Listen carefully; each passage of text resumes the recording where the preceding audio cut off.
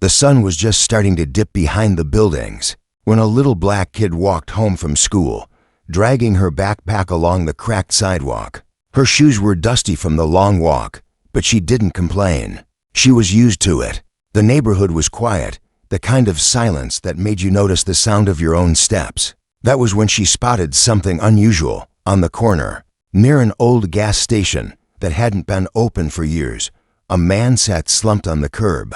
His clothes were rough, his jeans torn at the knees, and a leather jacket hung heavy on his shoulders.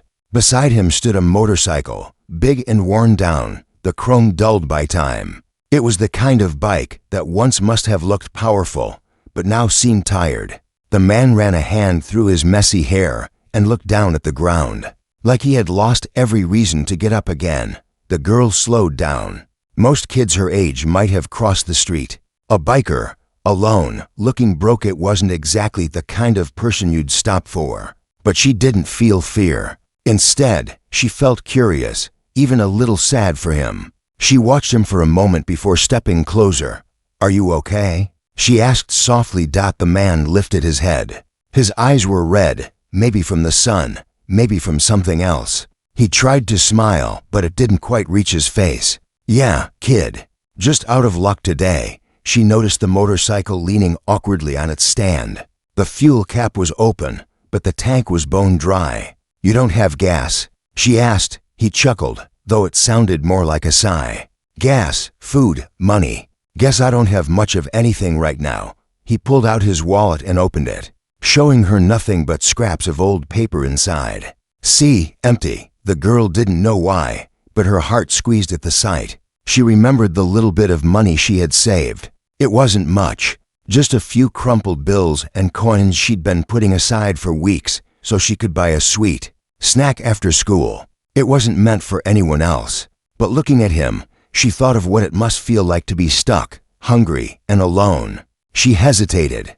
The easy choice was to walk away. People would say he wasn't her problem, but something inside her whispered that kindness wasn't about easy choices. "Wait here," she said suddenly, before running down the street. At home, she burst into her small room and dug through her drawer. She gathered her coins, the few dollars she had, and clutched them in her fist.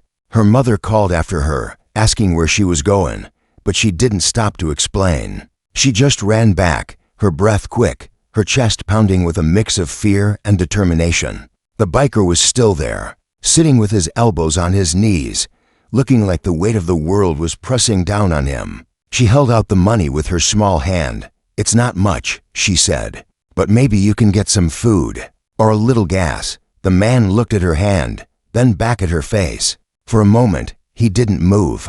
Then his eyes widened, and his mouth parted like he couldn't believe what she was offering. Slowly, carefully, he reached out and took the crumpled bills. His rough hands shook a little as he held them.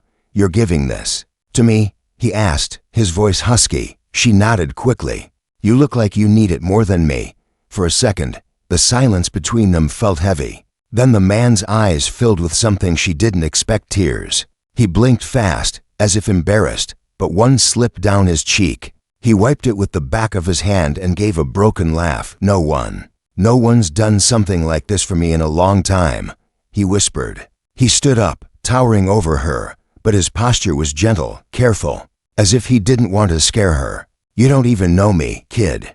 Why would you do that?" She shrugged. "Because it's the right thing." The biker pressed his lips together, his jaw tight, like he was holding back everything he wanted to say. He walked over to his motorcycle, touched the handlebars, and then turned back to her. "You've given me more than money," he said softly. "You've given me hope." He put the bills safely into his jacket pocket and took a deep breath. For the first time, his smile was real. He reached out and gently placed his hand on her shoulder, not heavy, just enough to say thank you. "I won't forget this," he promised. "Not ever." With that, he pushed his motorcycle upright. A passerby with a small can of fuel noticed the scene and offered him just enough gas to get moving. The biker poured it in, started the engine, and the roar echoed through the street. He gave the girl one last look, a nod filled with gratitude, and then rolled away, his bike disappearing into the distance. The girl stood there long after he was gone. feeling both lighter and strangely nervous. She didn't know who he really was. She didn't know what her small act of kindness would mean.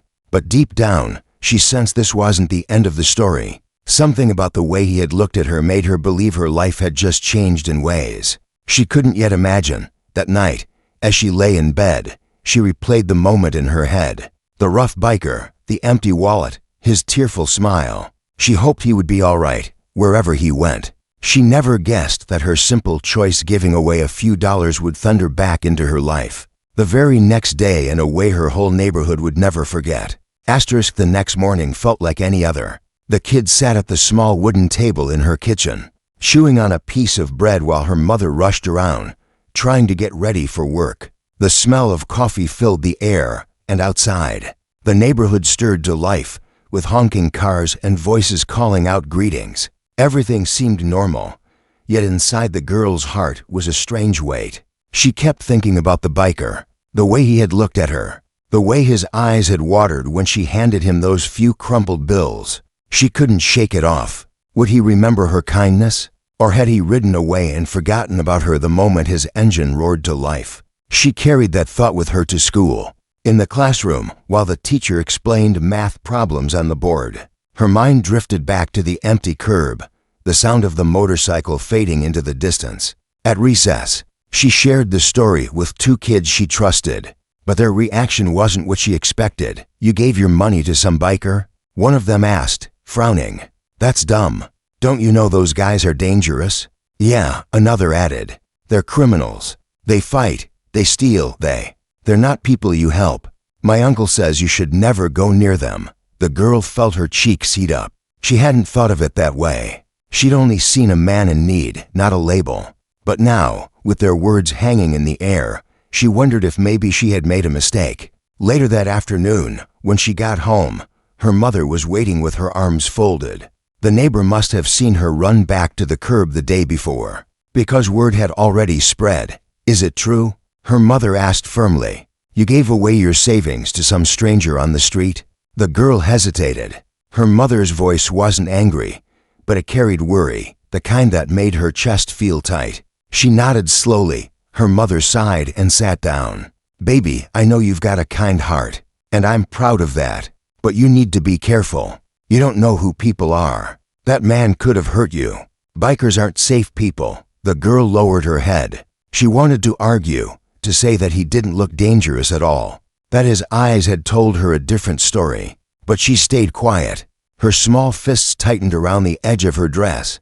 That evening, as she sat on the front steps, she overheard the older folks talking down the block. The voices drifted through the warm air.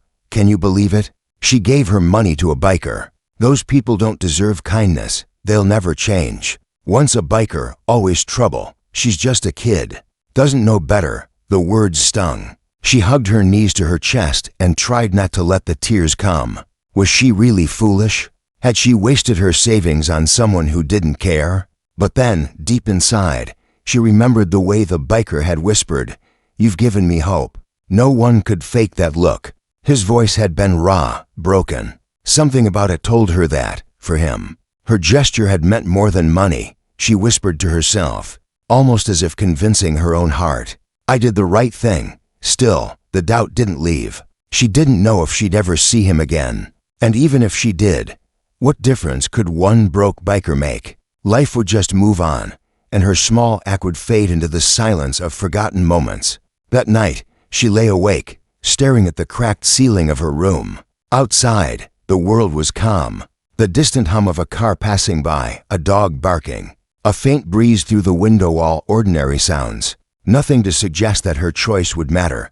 But far away, on a dark highway, a group of men rode together under the moonlight. Leather jackets glistened, patches shone under the glow of the street lamps, and the roar of their engines shook the night. At the front of the line was a biker with wet eyes and a story burning in his chest. He couldn't stop talking about the little kid who had handed him money, without asking for anything in return. He told his brothers about her bravery, her kindness, and how it had shaken him in ways he didn't expect. His words carried through the pack, heavy and real. By the time the engines cooled at their rest stop, the decision had already been made. They would find the child. They would show her that her small kindness had power she could never imagine.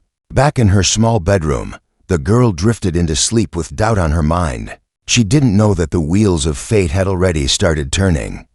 She didn't know that by the next day, her quiet street would rumble with the thunder of 1,000 engines, and the people who had called her foolish would fall silent in awe. Her little act was about to roar back into her life louder than any storm. The morning started with a strange quiet. The girl sat on her porch steps tying her shoelaces, preparing for another walk to school. A soft breeze moved through the trees, carrying the faint smell of dew and gasoline from a mechanic's shop down the road. Everything felt normal, but deep inside, she couldn't shake the heaviness in her chest. The doubts from yesterday still clung to her. Like whispers she couldn't silence, she was about to stand when she heard it, a low, steady rumble, so faint at first that she thought it was thunder rolling in from far away. She tilted her head and listened. It grew louder, heavier, deeper, until the ground itself seemed to hum beneath her shoes. Birds burst out of the trees, flapping wildly into the sky. "What is that?" she whispered. The sound swelled like a storm approaching. Windows rattled. Dogs barked. Neighbors came out onto porches, shading their eyes in the direction of the noise. It wasn't thunder. It wasn't a storm. It was something far more alive. Engines. Dozens. No hundreds. The roar rolled through the neighborhood like an earthquake. The girl's heart jumped into her throat. Her mother rushed outside, clutching a dish towel in one hand, her eyes wide. "Get inside," she shouted. "Something's happening." But the girl didn't move. She couldn't. Her feet felt nailed to the ground as the first motorcycles appeared at the end of the street. Black, chrome, leather, all gleaming under the rising sun. One, then two, then 10, then an endless line, stretching so far she couldn't see the end. Engines thundered, the ground shaking with each rev. Jackets flashed with symbols, skulls, wings, fire. It was the kind of sight that froze entire blocks into silence. The neighbors who had mocked her kindness yesterday now whispered in fear. Some slammed their doors. Others pulled children inside. Curtains twitched nervously. The world seemed to shrink as the roar filled every corner. Her mother grabbed her arm, trying to drag her inside. "Don't stare. Don't let them see you." But before she could move, the entire pack slowed. One by one, hundreds of bikes parked along the street, until the neighborhood was choked with chrome and smoke. The engines finally cut off, leaving behind an eerie silence. The sudden quiet felt almost louder than the noise before. From the center of the group, a man dismounted. His boots crunched against the pavement. His leather jacket carried patches that made the neighbors gasp. "Hell's Angels." The very name that carried both fear and legend. The girl's heart raced. She recognized him instantly. The same man she had seen sitting alone on the curb just 2 days before. But he didn't look broken now. His back was straight, his face set with pride, and his brothers surrounded him like an army. He walked forward slowly, his eyes never leaving hers. She swallowed hard, unsure whether to step back or hold her ground. Her mother's grip on her arm tightened, but curiosity rooted her to the spot. The man stopped just a few feet away. For a moment, the entire street seemed to hold its breath. Then he pulled off his sunglasses, and his eyes softened. "There she is," he said in a voice loud enough for everyone to hear. "The kid who reminded me what kindness looks like." Gasps rippled through the crowd. Her neighbors looked from her to the biker, their faces pale with shock. The man turned to the sea of bikers behind him and raised his hand. "Brothers, this is the one." She gave when she had little. She saw me, not the jacket, not the scars. She gave me hope. A cheer erupted from the crowd of riders, a sound so fierce it shook the windows. Some raised their fists, others pounded their chests, engines revving in agreement. It was a roar of approval, a storm of gratitude directed at one small child. The girl's mother stood frozen, her mouth open in disbelief. Neighbors peeked through their curtains, stunned. The same people who had doubted her act of kindness now stood witness to a sight no one would ever forget. The man stepped closer, crouching slightly so his eyes met hers. "I told you I wouldn't forget," he said softly. "And I never will." She blinked, her breath catching. She wanted to say something, but her words stuck in her throat. She had never imagined her small choice could ripple into something so huge, so powerful. The man stood again and glanced at the others. "We don't let kindness go unnoticed," he said. "Not when the world tries to take it away." Engines roared again, louder this time, like thunder answering his words. The girl could feel the vibrations in her chest, in her bones. She realized in that moment that her life and the way people saw her would never be the same again. Engines still growled softly, rumbling like a restless storm waiting for its cue. The girl stood small against the army of leather and chrome that now filled her street. The air smelled of gasoline, sweat, and hot metal. Neighbors crowded at their windows, watching in silence, their fear thick enough to taste. The biker she had helped now standing tall, his presence larger than life, turned back toward his brothers, then looked at her again. His expression wasn't harsh. It carried weight, yes, but also warmth, the kind of look you give someone who changed something deep inside you. He raised his voice, not just for her, but for every ear listening from behind half-closed doors. "You all think bikers are trouble. Maybe you see our jackets, our scars, our noise, and you think we've got no soul left. But let me tell you something." He paused, his eyes sweeping the street. "Yesterday, when I was broke, tired, and alone, this little girl came up to me. She didn't know my name. She didn't know my story. But she gave me the last of what she had." Gasps and murmurs broke from the crowd of neighbors. The girl felt her cheeks burn, but she didn't look away. The biker pressed his fist to his chest.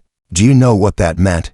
To someone who thought the world had already turned its back." His voice cracked slightly. He cleared his throat. "It meant everything. It reminded me that even when you've lost faith, kindness can still find you." One of the bikers revved his engine in approval, the sound echoing like applause. Others followed, filling the street with thunder before quieting again. The man held up his hand to calm them.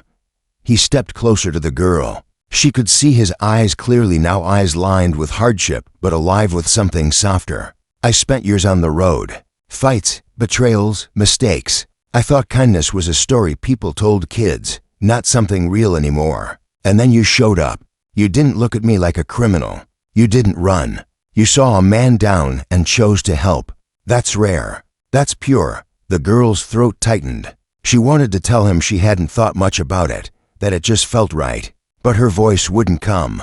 She only nodded, her small hands fidgeting nervously. The biker turned again, speaking to everyone now. "I told my brothers about her. I told them how one child with almost nothing gave me back something priceless, hope.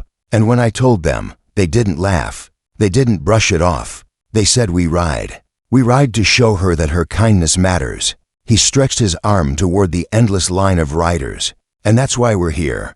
A roar erupted again as hundreds of fists shot into the air. The engines screamed in unison, shaking the earth. The noise rolled like a wave, bouncing off the houses, rattling glass, making every doubter in the neighborhood cover their ears and swallow their fear.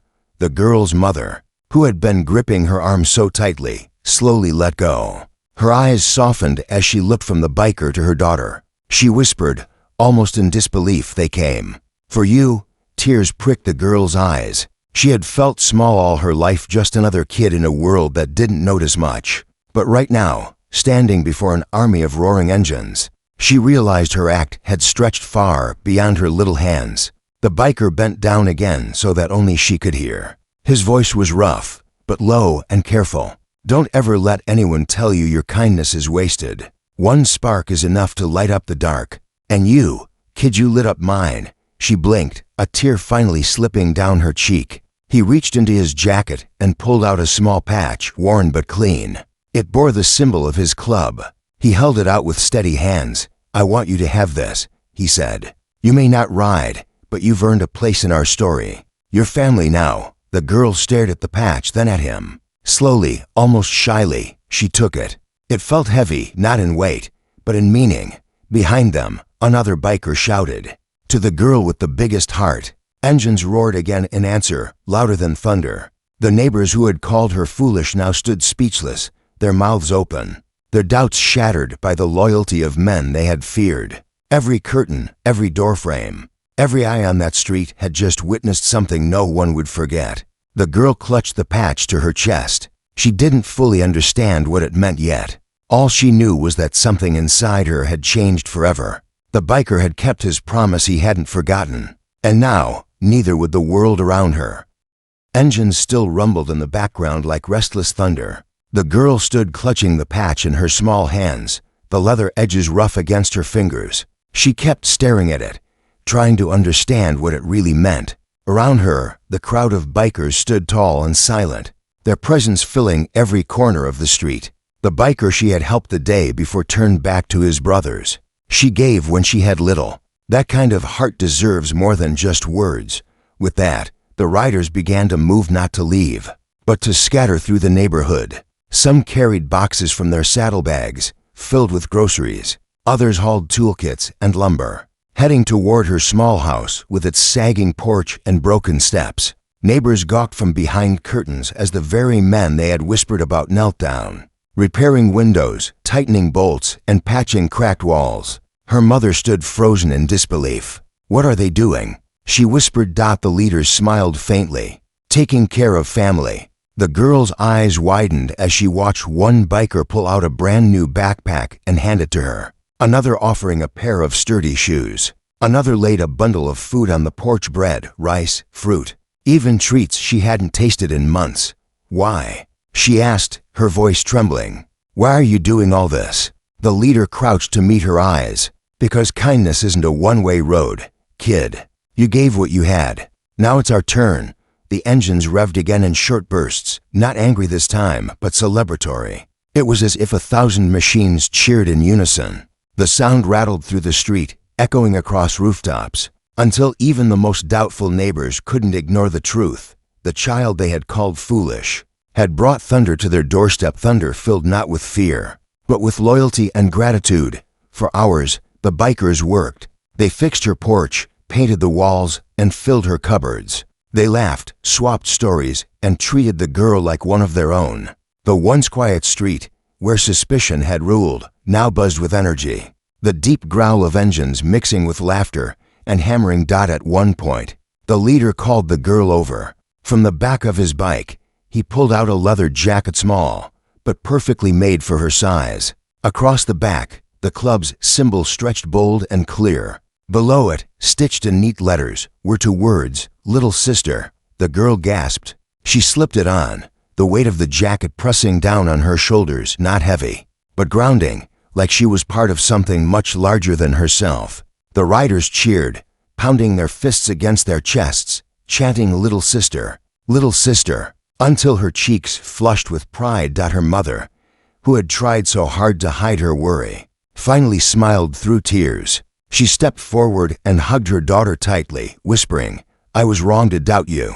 You did the right thing." The girl leaned into her mother's arms, her heart swelling. For the first time, she wasn't just a small kid in a forgotten corner of the city. She was seen. She was valued. She was proof that kindness could roar louder than fear.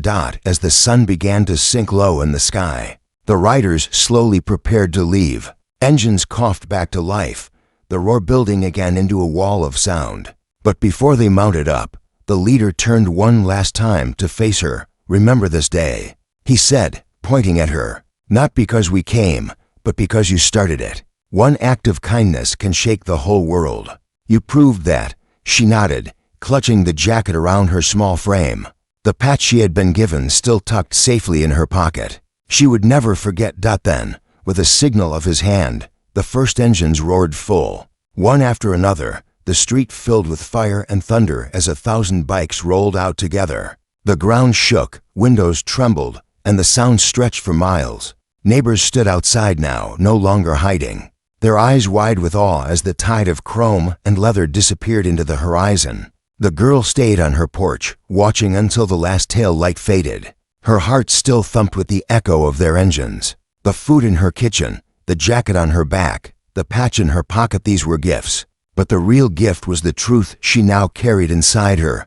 She whispered to herself, smiling faintly, "I was right. Kindness matters." And though the street grew quiet again, the memory of that day never left. For years to come, whenever people spoke of thunder that shook the ground and bikers that filled the sky with roar, they would remember the little black kid whose small act of generosity brought 1,000 Hell's Angels to her door.